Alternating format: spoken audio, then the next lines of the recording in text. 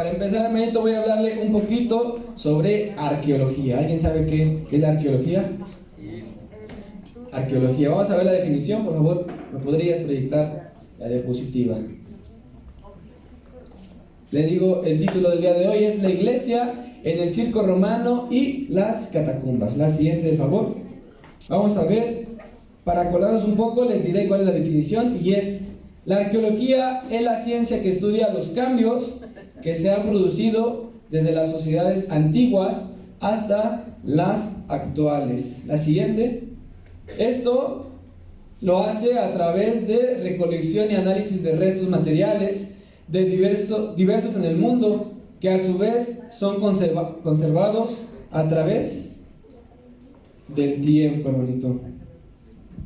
Son restos que han encontrado los arqueólogos, que pueden ellos encontrar y pueden a través de eso ver qué pasó en esa etapa. La siguiente, de favor. Pero ustedes se pueden preguntar qué tiene que ver la arqueología con la iglesia, qué tiene que ver la arqueología con la Biblia, qué tiene que ver la arqueología conmigo, ¿no? La arqueología, hermanito, impide que la iglesia, sea mitológica. Impide que la iglesia sea una farsa. Se encarga de encontrar su cerámica, se encarga de encontrar utensilios, se encarga de encontrar armas, se encarga de encontrar la arquitectura pasada y algunos escritos muy antiguos. Por ejemplo, en 2017 fueron hallados unos escritos muy importantes, pero fueron encontrados, no crea que completos, así enmicados, no, obviamente fueron encontrados muy viejos y tuvieron que armar los rompecabezas, que datan más o menos de hace 2000 años, y se cree que son de los profetas menores, que es Zacarías y Nahum. Se cree que son de estos profetas. En 1940, hermano, y 1950 se encontró el gran rollo de Isaías. Son manuscritos este rollo de Isaías, que en su mayoría está en hebreo, arameo y griego. Se cree que en Mesopotamia, eso no sé si lo sabían, hay restos del diluvio, del arca de Noé. Del diluvio hay restos, porque los investigadores han visto que en las montañas más altas se encuentran marcas de agua. ¿Cómo explica usted eso? Entonces, hay varios sucesos que podemos comprobar que la Biblia es verdadera, que podemos comprobar que lo que creemos es verdad. La arqueología, hermano, proporciona el contexto geográfico. Los arqueólogos y los investigadores, al encontrar todo esto, pueden saber más o menos en dónde estaban situados, por dónde fue el diluvio, todo lo que pasó, pueden ubicarse geográficamente. Y pues podemos ubicar los acontecimientos bíblicos. Es posible, hermanito, comprender la Biblia en un contexto más amplio. Esto nos abre el panorama al ver todas estas situaciones que se han encontrado. Hermanito, puede sacar su Biblia, vamos a ir a Deuteronomio 13. Irreversiblemente heridas a filo de espada a los moradores de aquellas ciudades, destruyéndolas con todo lo que ella hubiere, y también matarás sus ganados a filo de espada. Y juntarás todos en medio de la plaza, y consumirás con fuego la ciudad y todo su botín, todo ello como holocausto a Jehová tu Dios, y llegará a ser un montón de ruinas para siempre, nunca más será edificada. Lo que quiere resaltar ese versículo es: y llegará a ser un montón de ¿qué? De ruinas. ¿Para cuándo? Solo para el 1500, hasta ahí se va a quedar, ¿no, verdad? Para siempre, nunca más será edificada. Entonces esas ruinas pueden ser encontradas, esas ruinas podemos encontrarlas y ahí basarnos, hermano. A los cristianos de Roma se les enterraba en las famosas catacumbas, y vamos a empezar con este tema, que son las catacumbas. Vamos a la siguiente, de favor. Estos eran subterráneos que existían debajo de la capital. Aquí podemos ver, estas son las catacumbas. No sé si alcancen a ver un poco, pero no. Las paredes son cadáveres. De tanta gente que había, las paredes las hacían de cadáveres. Estas se encontraban en el fondo de la tierra, hermano. La ley de Roma prohibía enterrar a sus seres queridos dentro de la ciudad. Estaba prohibido que podían enterrar a las personas en la ciudad. Así que tenían que salir afuera de la ciudad y enterrarlos en cementerios subterráneos en las colinas que rodeaban la capital. Las catacumbas, hermano, consistían en laberintos formados por túneles excavados. A veces abrían la tierra hasta 4 niveles o pisos, teniendo la profundidad de 20 metros. ¿Usted sabe qué es 20 metros? Sí. Más o menos, me comenta el pastor que este edificio mide 10 metros. O sea que era el doble de este edificio, 20 metros, era la profundidad de estas catacumbas. Se dice que se colocaban en las catacumbas, que si colocáramos las catacumbas en línea recta, se harían como mínimo, más o menos, 480 kilómetros. Y como máximo serían 1440 kilómetros. Yo nada más quise hacer un ejemplo, me puse a ver en la aplicación esta del Waze, cuando nos hacíamos a Mérida, cuando nos hacíamos a Los Cabos, cuando nos hacíamos a Puerto Vallarta, así. Todas se pasaban un poco, la que más o menos se acercaba era hacia Acapulco. ¿Quién va hacia Acapulco? Ya hace falta una reunión así, ¿no? ¿No es cierto? Para Acapulco nos hacemos 4 horas 4, así que vamos organizando eso.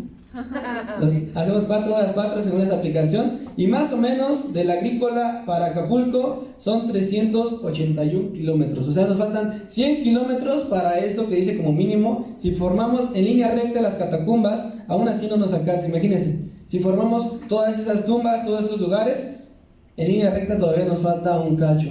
Me parece que para Puerto Vallarta eran 700 kilómetros. Entonces, más o menos para que se dé una idea de lo inmensas que eran estas catacumbas. En los muros, hermanito, de las catacumbas se abrían nichos. Como ya no había espacio en la tierra, se abrían nichos donde colocaban los cadáveres.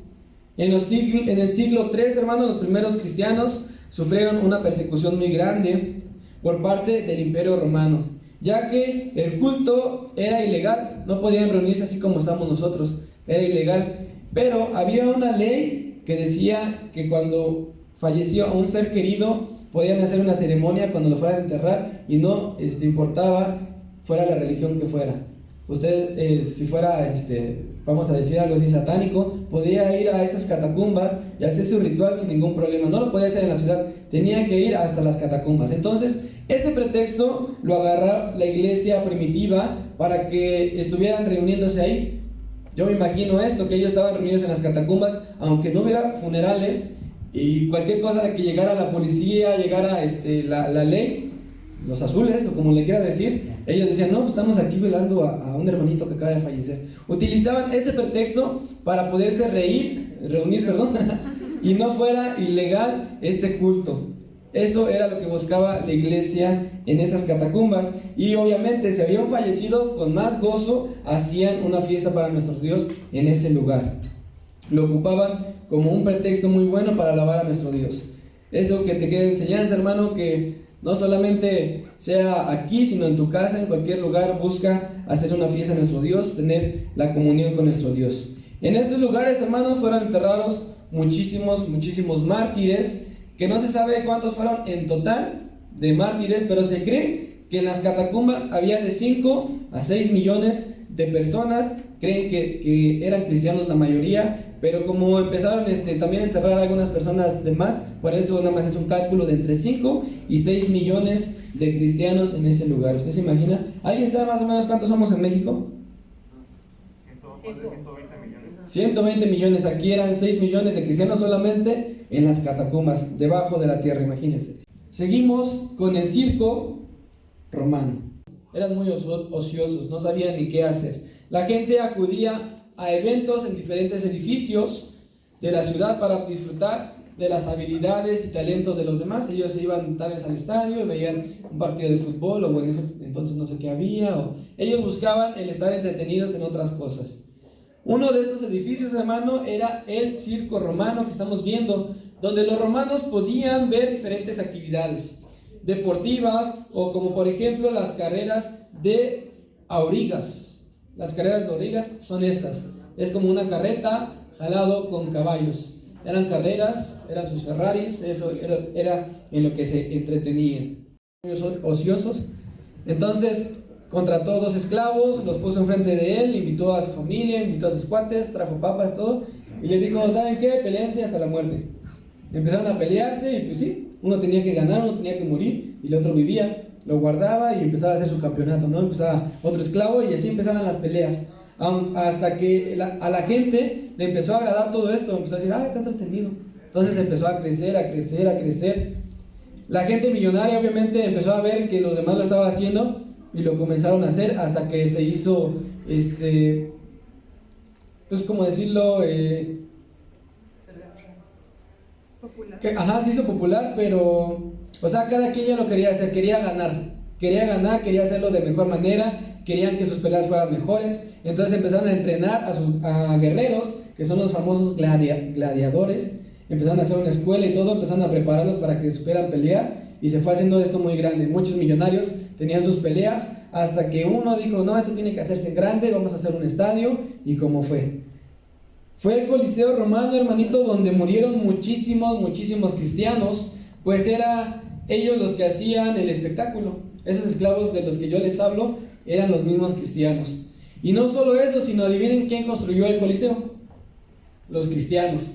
Eran explotados para que hicieran este trabajo arduo, sin descansar. Y dice ahí que trabajaban tanto que aún trabajando se morían. Imagínense, ¿ha trabajado usted hasta terminar muy cansado?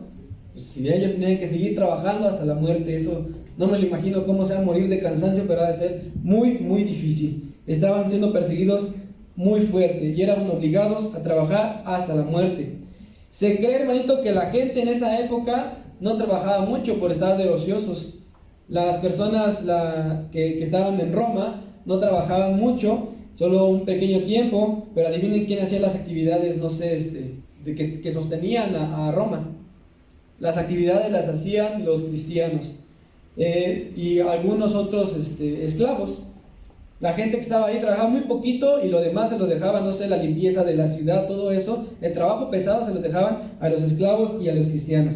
Y se cree que en ese tiempo había 60 millones de esclavos, entre esclavos no cristianos y cristianos. Todos ellos se encargaban de mantener la ciudad y de trabajar porque todo estuviera bien. Los demás que tenían dinero, que eran de clase alta, trabajaban muy poco tiempo para poder estar de ociosos.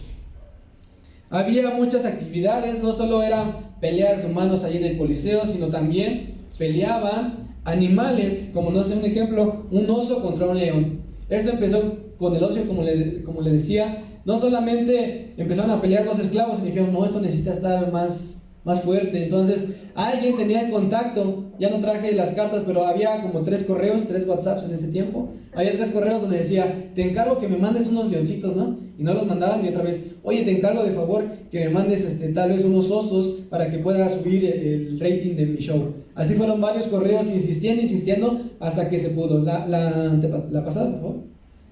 ¿La pasada? No, entonces era la otra. Sí. Ahí no se alcanza a ver. Yo alcanzo a ver un elefante, alcanzo a ver un tigre, un león, no sé si sea un puma, pero hay muchos animales que con un solo golpe podrían matarnos. Entonces, no solamente eran ya peleas de guerrero contra guerrero, sino también ya empezaban a meter animales, y no solamente era animal contra guerrero, sino también era animal contra animal, como una tipo pelea de perros, pero más grande. En la inauguración, hermano, de este lugar hubo 9,000 animales muertos. 9,000. ¿Usted sabe lo costoso que es tener un animal? Ahora imagínense derrochar tanto dinero en 9,000 animales muertos solamente por el ocio de Roma. Cuando los guerreros de momento no querían salir a pelear, adivina qué pasaba. Eran lanzados a la arena y soltaban a las bestias. Y los dejaban un rato ahí en el espectáculo. Le menciono que estos esclavos eran cristianos. Se quedaban ahí esperando hasta que la bestia atacara. Por supuesto que, soltaban estas bestias para que igual mancharan la arena de sangre, simplemente querían ver sangre. Y por ese ocio sacaban a los cristianos, a los animales, para que se manchara toda la arena de sangre y los espectadores se emocionaran. La siguiente. Aquí podemos ver más o menos una representación, cómo sacaban a las fieras, sacaban a los animales, solamente para que se derramara la sangre y se viera el color rojo ahí en la arena. Por supuesto que después de tantas matanzas, después de tanta muerte, pues hubo enfermedades. El olor se podía sentir aún afuera del estadio, de tanta muerte, de tanta sangre. Las enfermedades empezaron y dijeron, no, hay que poner aquí un stop. y empezaban a ponerle orden. Entonces ya no eran así masivas, sino que empezaban a sacar nada más a 2, 3 gladiadores, un animal, y ese era el espectáculo. Durante los años 235 a 238, hermanito, volvieron las nuevas persecuciones, como le menciono, a los cristianos, a la iglesia primitiva, para que se pusiera a prueba la fe que ellos tenían. La palabra que dejó nuestro Señor Jesucristo fue algo que los alentó bastante para que los cristianos de esa época no cayeran. Porque yo le pregunto, si usted estuviera enfrente de un leoncillo, ¿negaría la palabra de nuestro Dios? Sería algo a tentarse, porque su vida está ahí puesta. Pero ellos estaban firmes, tenían las palabras de nuestro Dios presente. Vamos a Apocalipsis 2:10. Apocalipsis 2, versículo 10. ¿Lo tenemos? Amén. Lo voy a leer yo, lo puedes decir con su vista. Dice: no temas en nada lo que vas a padecer. He aquí, el diablo echará a algunos de vosotros en la cárcel para que seáis probados. Y tendréis tribulaciones por 10 días. Sé fiel, ¿hasta cuándo? Hasta la muerte. Hasta la muerte. Y yo te daré la corona ¿de qué? La corona de vida, que es la que todos deseamos. Fue en este tiempo, hermanito, cuando una persona llamada Orígenes, hermoso nombre, escribió unos tratados, escribió unas cartas para alentar a aquellos que estaban pasando por estas persecuciones. El escritor hablaba de la gloria del martirio, que era un privilegio morir con este martirio, recordándoles como ejemplo la vida de todos aquellos que sufrieron, que ya le he mencionado, los mártires de antes, recordando la vida de todos ellos. Y es que los que escuchaban estas palabras era la gente que estaba a punto de salir. Antes de que ellos salieran, tenían que escuchar estas palabras para ser alentados y quedar, bueno, pues voy a morir por una causa. Se acordaban, les recordaban estas cartas porque tenían que morir. Se decía que había 3 horarios en este circo romano: domingo a las 10, domingo a las 12 y domingo a las 6. Un comercial, perdón. Que había 3 horarios: en la mañana, en la tarde, bueno, mediodía y en la tarde. Uno era, en la mañana era guerrero contra guerrero, se peleaban hasta la muerte. En la tarde ya era guerrero contra un animal tal vez, y ya en la noche era como para que se divirtiera más la gente y soltaban un poquito de más fieras y un poquito de más gente para que hubiera más sangre. Y era lo que le impresionaba a la multitud. No solo entraba la fiera y devoraba, sino que era intrigante, porque si aventaban al león, no luego iba a ir a comer, a devorar, sino que se esperaba luego el león y decía, no se me antoja, ¿no? Si metían al Josuecito o al Aarón, ¿a quién se comen primero? Pues al panzón, ¿no? El Josuecito es puro hueso. Entonces, la fiera cuando entraba, no luego iba a devorar. Entonces era lo intrigante, lo que decía el público, ya cómetelo, ¿no? Era lo que pensaban. Entonces, como dato curioso, hermanito, los cristianos, adivine qué hacían para que ya pasara este martirio. Provocaban a las bestias, como está aquí en la imagen, para que ya fueran devorados y su sufrimiento ya acabara. Entonces, aunque el león no quisiera comérselos, ellos lo provocaban para que el león ya se los comiera y ya pudieran estar tranquilos. Esa es fe, hermanito. Mucha de la sangre derramada en el circo romano fue sangre de los mártires, que a su vez fue una semilla para que naciera otros cristianos. Segunda de Timoteo 1:12, de favor. Versículo 12 al 14, yo lo leo. Dice: por lo cual, asimismo padezco esto, pero no me avergüenzo, porque yo sé a quién he creído, y estoy seguro que es poderoso para guardar mi depósito para aquel día. Siguiente. Retén la forma de las sanas palabras que de mí oíste en la fe y amor que es en Cristo Jesús. Siguiente. Guarda el buen depósito por el Espíritu Santo que mora ¿en quiénes? Que mora en nosotros. Si los cristianos, hermano, no hubieran sido débiles, tú y yo no estaríamos aquí. Hasta ahí hubiera acabado el cristianismo. Ellos estaban seguros en quienes creían, habían retenido el depósito de esas sanas palabras y la tenían grabadas en su corazón. La palabra de la fe y el amor de Cristo estaban impregnadas en su vida. Sabían que nuestro Señor Jesucristo les había dicho: no temas de las cosas que han de padecer, lo que leemos en Apocalipsis. Hermanito, la invitación del día de hoy es que retengas las sanas palabras de nuestro Dios. Quiero invitarte a que podamos tener un encuentro, no solamente hoy, sino a partir de este día podamos pedirle al Señor tener un encuentro con Él, para conocerlo cada vez más, para que con nuestro Dios, para que podamos estar más comprometidos también con la obra. Nosotros no hemos pasado por situaciones similares, o yo pregunto, ¿alguien ha pasado por algo similar? Nadie ha pasado por persecución aquí, y muchas veces nuestra actitud, me incluyo, demuestra lo contrario, demuestra que no estamos agradecidos por este lugar. Así que yo le pregunto, ¿está agradecido por este lugar? Está a punto de llegar nuestro aniversario y debemos de demostrarlo. Este lugar de verdad que es una bendición. He tenido igual la bendición de poder salir con mis hermanos a otros lugares y hemos ido a iglesias donde la batería, una vez pasó esto con mi hermano Josué Soberanes, estaba tocando la batería y le toca un tambor y ¡pum!, se cae. Se escuchaba como si estuvieran tocando unas cacerolas. Nosotros somos privilegiados porque tenemos buen material, tenemos un edificio muy hermoso, tenemos, la verdad, muchos líderes que se aprecia, tenemos a nuestro pastor que nos guía y tenemos una iglesia que podemos salir adelante, podemos predicar la palabra de nuestro Dios. Entonces, hermanito, la invitación es que demos gracias por todo, en todo momento, y Dios les bendiga. Es importante, hermano, que siempre veamos cuando estudiemos la palabra de Dios, siempre debemos de estudiar el trasfondo, siempre debemos de estudiar lo que rodea, lo que está pasando en el momento, porque así es como podemos apreciar más la palabra de Dios, como podemos entender por qué escribían los discípulos de esa manera, por qué nuestro Señor Jesucristo advirtió las cosas. Como vemos ahí en Apocalipsis, Él ya estaba advirtiendo esto y diciendo, no temas por lo que vas a padecer. ¿Era fácil lo que nuestros hermanos iban a padecer? No. No nos imaginamos, si cada uno de nosotros recibiera esa palabra, ¿qué pensaríamos, hermano? ¿Qué viniera a nuestra mente si nos dijera, Ana, no temas por lo que vas a padecer? ¿Qué es lo que vendría a nuestra mente luego? Siendo sinceros. Que nos vamos a morir. Temor, miedo, incertidumbre. ¿Qué más? Incertidumbre, ¿no? Ay, Señor, pues ¿qué será? Pues por lo menos dame una pista, ¿no? Ahí decía, ¿no? Que a muchos los iban a meter ¿a dónde? A la cárcel. Y que esta prueba iba a durar por 10 días. Pero dice, tú sé fiel ¿hasta dónde? Hasta la muerte. Y es por eso lo que vamos a ver. ¿Qué tiene que ver la iglesia de Dios con las catacumbas y el circo romano? ¿Han escuchado la expresión que se oye mucho aquí? Dale al pueblo pan y circo. Pues viene de esto, hermano.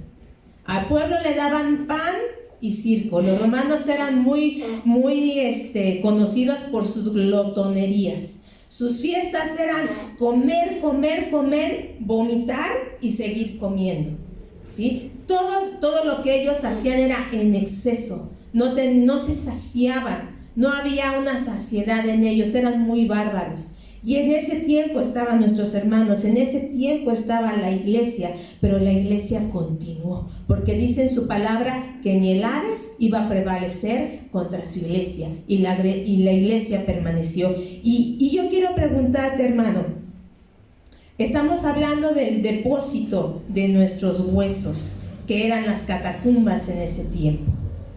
¿Tú ya has pensado cómo va a ser tu última morada aquí en la tierra? ¿Has pensado cómo va a ser tu funeral? ¿Has dispuesto con tus familiares o con la persona más cercana qué va a ser de tu cuerpo, de tu hueso? Porque es importante nuestros huesos, hermano. Es importante lo que vamos a pasar una vez que muramos.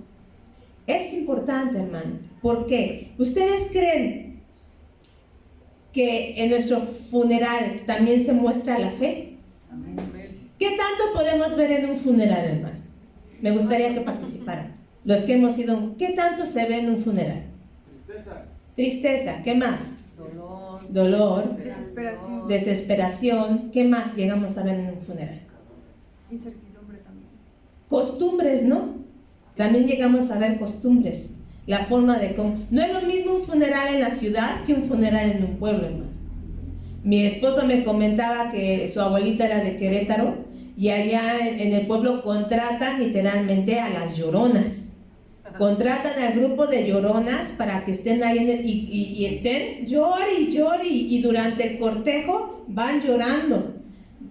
Caminan hacia el panteón durante toda la procesión y ellas van llorando, ¿sí? ¿Y qué hay en un funeral? ¿Qué se manifiesta en un funeral? La mayoría, ¿qué ponen? Flores, ¿qué más? Veladoras, ¿qué más? Una foto, ¿qué más? Ya dijimos flores. ¿Qué otra cosa que ponen también? Ídolos. Ponen imágenes, ¿verdad? Dependiendo la creencia, dependiendo la cultura, ¿sí? Y dependiendo la cultura de la manera en la que se conservaban o se depositaban los huesos, ¿sí? Es importante que veamos esto. Los egipcios, por ejemplo, la manera en la que ellos hacían sus funerales era mediante el embalsamamiento. ¿Alguien sabe, hermanos médicos, qué es el embalsamamiento? Los envuelven de formol para preservar un poco más el cuerpo. Ajá, sí, o sea, trataban el cuerpo con varias sustancias de tal manera para evitar la putrefacción del cuerpo. Por eso es que si ustedes han llegado a ver documentales, o no sé quién de ustedes ha tenido la oportunidad de visitar el Museo de las Momias de Guanajuato, ahí se ve cómo se conservan esas momias porque fueron tratadas. Por ejemplo, apenas hubo un evento en Egipto precisamente donde todos los sarcófagos de los faraones fueron trasladados de donde estaban a un museo, y entonces hicieron una procesión impresionante de todos los sarcófagos de donde están todos ellos. ¿Por qué? Porque ellos guardaban muy bien el depósito de estas personas, y la Biblia nos habla acerca de esto, y les pido que vayamos a Génesis capítulo número 50. Entonces se echó José sobre el rostro de su padre y lloró sobre él y lo besó, y mandó José a sus siervos los médicos que embalsamasen a su padre, y los médicos embalsamaron a Israel. Y le cumplieron 40 días, porque así se cumplían los días de los embalsamados. Y lo lloraron los egipcios, ¿cuántos días? 70 días. Y vamos al versículo número 26. Y murió José a la edad de 110 años, y también ¿qué le hicieron? Lo embalsamaron, y fue puesto ¿en dónde? En un ataúd en Egipto, ¿sí? Israel y José llevaron este proceso, ¿sí? ¿Por qué? Porque ellos estaban en Egipto, ¿sí? Después vamos a ver lo demás. Por ejemplo, los griegos incineraban a sus muertos, hacían una estructura elevada, ahí colocaban a su muerto, hacían una ceremonia e incendiaban, hacían un holocausto e incineraban a sus muertos, pero les colocaban 2 monedas de oro en los ojos. ¿Por qué? Porque ellos creían que al momento de morir, ellos llegaban a un lago, no me acuerdo cuál era su nombre, si alguien lo sabe, me lo puede decir. Bueno, llegaban a un lago que tenían que cruzar para poder pasar al lugar de los muertos. Pero para poder cruzar por esa barca, le tenían que pagar al barquero 2 monedas de oro para que los pudiera cruzar. Entonces esa era la creencia de los griegos, y sus funerales duraban 13 días. La palabra de Dios que nos enseña acerca de cómo eran tratados los que morían, y eso es lo que vamos a ver. Les pido por favor 1, 2, 3, 4 manos por favor para buscar citas bíblicas. Aaroncito, por favor, Génesis 25, 7 al 9. Normita, Génesis 35, 28 y 29. Ana, Génesis 55 y versículo 10. Y uno más. Uno más. Naye, por favor, Primera de Reyes 2:10. Vamos a ver qué pasó, por ejemplo, con Abraham. Y se encuentra en Génesis 25, 7 al 9. Y estos fueron los días que vivió Abraham, 175 años. Y exhaló el espíritu, y murió Abraham en buena vejez, anciano y lleno de años, y fue unido a su pueblo. Y lo sepultaron Isaac e Ismael, sus hijos, en la cueva de Macpela, en la heredad de Efrón, hijo de Zoar, Eteo, que está enfrente de Mamre. Entonces, ¿Abraham qué pasó? Lo sepultaron, ¿sí? Vamos a ver a Isaac, Génesis 35, 28 y 29. Y fueron los días de Isaac 180 años, Y exhaló Isaac el espíritu y murió y fue recogido a su pueblo viejo y lleno de días y lo sepultaron Esaú y Jacob, sus hijos. ¿Qué hicieron con Isaac también? Lo sepultaron. Vamos a ver Génesis 55 y luego versículo 10. Mi padre me hizo jurar diciendo, he aquí que voy a morir en el sepulcro que cavé para mí en la tierra de Canaán. Allí me sepultarás. Ruego pues que vaya yo ahora y sepulte a mi padre y volveré. Y llegaron hasta la era de Atad, que está al otro lado del Jordán, y endecharon allí con grande y muy triste lamentación, y José hizo a su padre duelo por 7 días. ¿Qué pasó con Israel? Aparte de que lo embalsamaron, José, ¿qué hizo con él? Lo sepultó. Y el funeral duró 7 días. ¿Sí? Primera de Reyes 2:10. ¿Qué pasó con David? Y durmió David con sus padres y fue sepultado en su ciudad. ¿Qué pasó con David? También fue sepultado y así sucesivamente, hermano.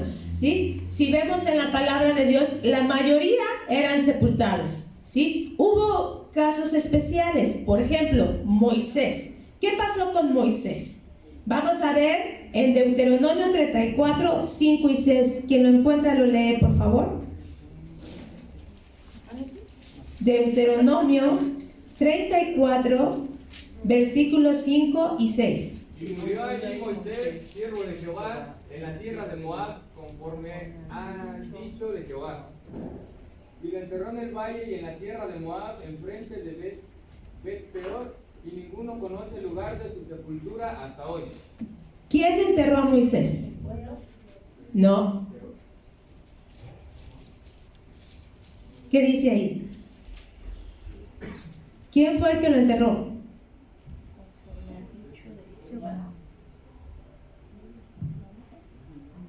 Alfred. ¿Quién enterró a Moisés? Jehová. Dios mismo fue el que enterró a Moisés. ¿Y qué dice? Que nadie sabe qué. ¿En dónde está su sepultura? ¿Sí? Fue un caso muy especial lo de Moisés. ¿Qué pasó con Enoc y Elías? Vamos a ver Génesis 5:24 y alguien más busque por favor Segundo de Reyes 2:11. Génesis 5:24. Quien lo encuentre lo lee, por favor. Caminó pues Enoc con Dios y desapareció porque le llevó Dios. ¿Qué pasó con Enoc? Entonces él que no fue sepultado, él no vio muerte física, él se lo llevó el Señor. Y Segundo de Reyes 2:11. Y aconteció que yendo a ellos y hablando, he aquí un carro de fuego con caballos de fuego apartó a los dos, y Elías subió al cielo en un torbellino. ¿Qué pasó con Elías? Igual él fue arrebatado por Dios, ¿sí? Son casos especiales. También, hermano, había quienes no iban a ser sepultados por dicho de Dios, por pecado, y fue una situación bien difícil. Y vamos a ver más citas. Vamos a Primero de Reyes 9:30 al 37. Primer libro de Reyes 9:30 al 37. El 9 no tiene 30. ¿No tiene 30? No. Entonces me equivoqué. Bueno, aquí nos habla acerca de Jeroboam, ¿sí? ¿Quién fue Jeroboam? ¿Se acuerdan? ¿Qué hizo Jeroboam? Rápidamente. Él fue el que ¿qué? Hizo dos becerros de oro e hizo pecar al pueblo de Israel, ¿sí? Los llevó a la idolatría de tal manera que ya no les permitió al pueblo ir a Jerusalén a adorar a Dios, ¿sí? Y él se hizo sus ídolos, levantó sus propios sacerdotes, hizo su propio ritual e hizo pecar a Dios. Y por este motivo, Dios lo condenó a que él no iba a haber muerte, ni su descendencia, no iban a ser sepultados, sino que ellos iban a ser devorados por animales y comidos por los cuervos. Ni él ni su descendencia iban a ser sepultados. Y otra persona también que iba a recibir el mismo trato fue Jezabel, ¿sí? Jezabel fue una mujer que siempre estuvo en contra de los profetas de Dios, en contra de Dios, y también Dios dictaminó que Jezabel iba a ser muerta, su sangre le iban a lamer los perros, y aunque la que iban a sepultar, cuando fueron a buscarla, lo único que encontraron fue el cadáver, porque ya se la habían comido los animales y ya no tuvo muerte, pero fue por pecado. También se acuerdan de Acán, ahí en el libro de Josué, cuando él pecó, que desobedeció, y Dios le dijo que no tomara del anatema. Él lo guarda en su campamento, viene de consecuencia por el pecado, y se dan cuenta que Acán había pecado. ¿Y qué pasó con Acán y toda su familia? ¿Qué dice la palabra de Dios? Eso lo encontramos en Josué. ¿Qué pasó? La tierra se los tragó la tierra vivos. Y así sucesivamente. Había casos, hermano, en Levítico nos enseña en el capítulo 20, versículo 4 y 21, número 21:9, ya no vamos a ir ahí. Da el Señor una ley acerca de personas que pecaban. Por ejemplo, en el primer versículo habla de que aquel que tomara mujer junto con su mamá, o sea, que se metiera tanto con la mamá como con la suegra, iban a ser quemados vivos para desaparecer el pecado. Y el otro habla acerca y dice que es sobre si la hija del sacerdote comenzaba a dar mal testimonio y fornicaba, iba a ser quemada también porque había deshonrado al sacerdote. Y eran casos muy tremendos, hermano, ¿sí? ¿Por qué? Por causa del pecado. ¿Cómo fue la sepultura de nuestro Señor Jesucristo? ¿Qué pasó con él? ¿Cómo fue tratado su cuerpo? ¿Qué sucedió cuando nuestro Señor Jesús murió? Y vamos a ir a Juan 19, dice la palabra de Dios. Después de todo esto, José de Arimatea, que era discípulo de Jesús, pero secretamente por miedo a los judíos, rogó a Pilato que le permitiesen llevarse el cuerpo de Jesús, y Pilato se lo concedió. Entonces vino y se llevó el cuerpo. Nos saltamos, por favor, al 40. Tomaron pues el cuerpo de Jesús, ¿y qué le hicieron? Lo envolvieron en lienzos con especias aromáticas, según la costumbre de sepultar entre los judíos, ¿sí? Entonces, el cuerpo del Señor Jesús fue llevado y lo envolvieron en lienzos con especies aromáticas. ¿Y en dónde lo depositaron? Vamos a seguir leyendo. Y en el lugar donde había sido crucificado había un huerto, y en el huerto un sepulcro nuevo, en el cual aún no había sido puesto ninguno, y ahí fue colocado nuestro Señor Jesús. Nuestro Señor Jesús también fue sepultado. Y aparte de ponerle lienzos con especies aromáticas, también se les ponía un sudario sobre la cara y se les vendaban las manos y los pies. Y vamos a verlo esto en Juan 11:44, por favor. Y otro busque Juan 20, del 6 al 7.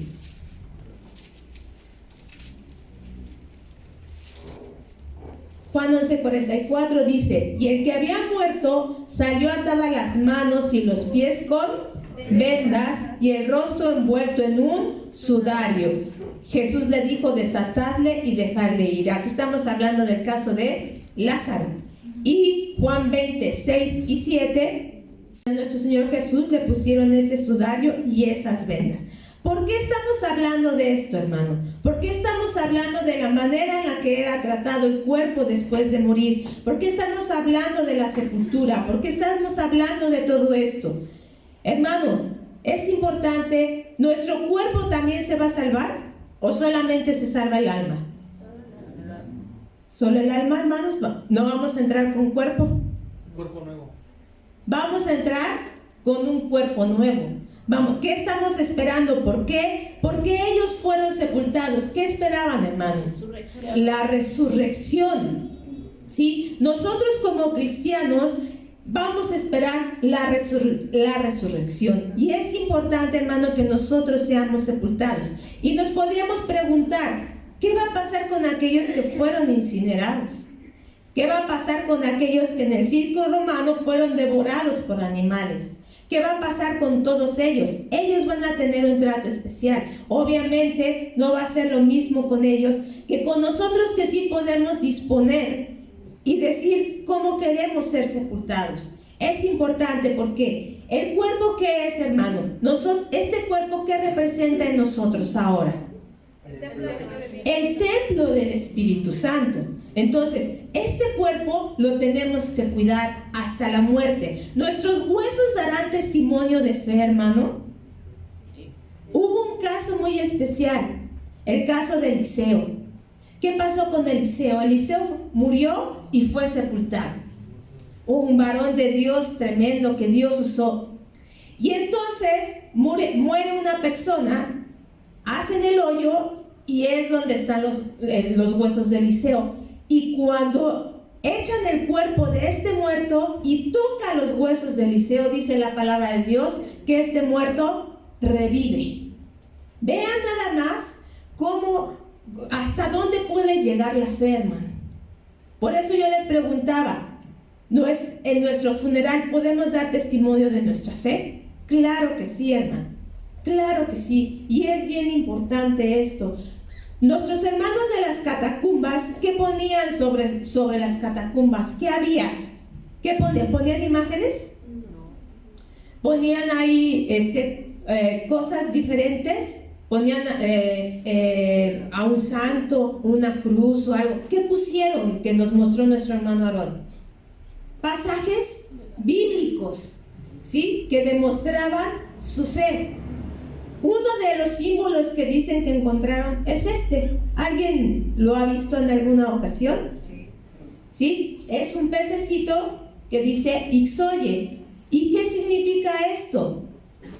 Ixoye es el nombre del pez en griego y en mayúsculas. Hay otro que es Ixtus. Ixtus es lo mismo que pez en griego, pero en minúsculas, e Ixoye es en mayúsculas. Y esto es un acróstico. ¿Qué es un acróstico? Son palabras que se forman con la primera letra de esa palabra. Por ejemplo, aquí I es Jesús, que quiere decir Jesús. La X es Christus, está difícil de pronunciar, que quiere decir Cristo. La O es Deus, o en el caso de Ixtus, la T es Deus. Ius es hijo y Soter es salvador. Esta palabra, según dicen los historiadores, quería decir Jesús Cristo, hijo de Dios y salvador. Y era una señal entre los cristianos de ese tiempo. ¿Sí? ¿Por qué? Porque como vimos, tenían que esconderse, tenían que estar ocultos. Y entonces dicen que haciendo este pez era como se identificaban. Eso es lo que dicen los historiadores, quien encontró estas catacumbas. No quiere decir con esto, hermano, que es una ley o que todos vamos a andarnos colgando el pez o ya esa. No, es una manera en la que dice, no viene en la Biblia, no es un dato bíblico, es un dato histórico, que era la manera en la que ellos daban testimonio. A través de eso se conocía quién era cristiano y quién no. Tú cuando mueras, ¿cómo te gustaría morir? ¿Qué pondrías? ¿Qué te gustaría poner en tu lápida? ¿Qué quisieras que el mundo supiera aún después de muerto? Eso es lo importante, hermano, que a través de esto, ¿qué nos enseñan nuestros hermanos de la iglesia primitiva y de las catacumbas? Que aún después de muertos, hermanos, nuestros restos deben de dar testimonio. Por ejemplo, cuando mi madre murió, en su lápida pusimos el texto que está en Juan, donde dice que si crees que Dios le resucitó de los muertos, aunque el que esté muerto vivirá, ¿sí? Y eso está en su lápida, para que quien se llegue a acercar ahí donde ella está, haya un testimonio, hermano. Y es importante que eso sea. Nuestros hermanos de estos siglos entendieron y siguieron el ejemplo de nuestro Señor Jesucristo y buscaron en la mayoría de las veces, si fuera posible, ser sepultados. No era tan fácil, hermano, porque como vimos en el circo romano morían muchos y ya estaban saturados los cementerios. Entonces fue cuando los romanos, aparte de ello, empezaban a incinerar. Los empezaban a incinerar. Entonces los hermanos lo que hacían, rápido recuperaban el cuerpo, así como lo hizo José de Arimatea, y después en la muerte de Esteban también se ve como los hermanos fueron a recuperar el cuerpo, lo lavaron, lo prepararon y lo sepultaron. Así nuestros hermanos de ese tiempo se apresuraban a recuperar los cuerpos de los hermanos para llevarlos y ser sepultados. Y la mayoría de esas catacumbas decían una inscripción: está con Dios. La mayoría así ponían: está con Dios. El cuerpo es importante, hermano. Tenemos que cuidar este cuerpo porque somos templo del Espíritu Santo. Lo que hagamos en vida es importante. Vamos a ver qué dice 1 Corintios 5:1 y después nos saltamos al versículo número 10. 2 Corintios 5:1, ¿qué dice? De cierto se oye que hay entre vosotros fornicación, y tal fornicación cual ni aún se nombra entre los gentiles, tanto que alguno tiene la mujer de su padre. Segunda de Corintios. Porque no nos predicamos a nosotros mismos, sino a Jesucristo como Señor y a nosotros como vuestros siervos por amor de Jesús. Versículo 3, ¿qué dice? Pues así seremos hallados vestidos y no desnudos. Ajá, muy bien. Dice, y por el versículo 2, y por esto también gemimos, deseando ser revestidos de aquella nuestra habitación celestial. Pues así seremos hallados vestidos y no desnudos. Porque asimismo los que estamos en este tabernáculo, está hablando del cuerpo, gemimos con angustia, porque no quisiéramos ser desnudados, sino revestidos, para que lo mortal sea absorbido por la vida. Mas el que nos hizo para esto mismo es Dios, quien nos ha dado las arras del Espíritu. Y está hablando el apóstol Pablo que este cuerpo nos reviste. Este cuerpo no nos deja estar desnudos, si no seríamos almas ahí flotando. Necesitamos este cuerpo, pero este cuerpo va a ser vestido de algo nuevo. Este cuerpo es necesario que muera, porque este cuerpo es corruptible. Y entonces Dios este cuerpo lo va a vestir de incorrupción, lo va a vestir de su santidad. Pero también dice la palabra de Dios que lo que hagamos en este cuerpo es importante. 1 Corintios 6, 16 y al 20. Dice: ¿o no sabéis que el que se une con una ramera es un cuerpo con ella? Porque dice, los dos serán una sola carne. Porque el que se une al Señor, un espíritu es con él. Huid de la fornicación. Cualquier otro pecado que el hombre cometa está fuera del cuerpo, mas el que fornica contra su propio cuerpo peca. ¿O ignoráis que vuestro cuerpo es templo del Espíritu Santo, el cual está en vosotros, el cual tenéis de Dios, y que no sois vuestros? Porque habéis sido comprados por precio. Glorificad pues a Dios en vuestro cuerpo y en vuestro espíritu, los cuales son ¿de quién? De Dios. Cuando nosotros hemos decidido aceptar a nuestro Señor Jesús, no solamente es en nuestro espíritu o en nuestra alma, sino también es ¿con qué? Con nuestro cuerpo. Y dice que también debemos de glorificar a Dios ¿en dónde? En nuestro cuerpo, hermano. Entonces, ¿yo puedo hacer lo que quiera con este cuerpo? ¿Soy dueño yo de este cuerpo? No. Aquí dice que ¿a quién le pertenecemos? A Dios. Entonces, es importante, hermano, que cuidemos nuestra alma, que cuidemos nuestro espíritu, pero también este cuerpo, porque este cuerpo también va a dar testimonio en vida o en muerte, porque las acciones que hacemos, hermano, son en vida, esas están anotadas, dice la palabra de Dios, mientras estuvimos en el cuerpo. Entonces, hermano, ¿cómo estás cuidando tu cuerpo? Al igual que tu espíritu lo estás cuidando, estás poniendo el mismo cuidado. Aquí que dice que el que fornica, ¿qué dice? Contra su propio cuerpo peca. Porque dice que todos los demás pecados están fuera del cuerpo, pero el que fornica contra su propio cuerpo peca. ¿Y este cuerpo a quién le pertenece? Entonces, ¿a ti te gustaría unir este cuerpo con algo inmundo, algo sucio? No, porque este cuerpo debe de ser santo. Santo, Que Dios nos guíe siempre, hermano, que hasta el final de nuestros días demos testimonio.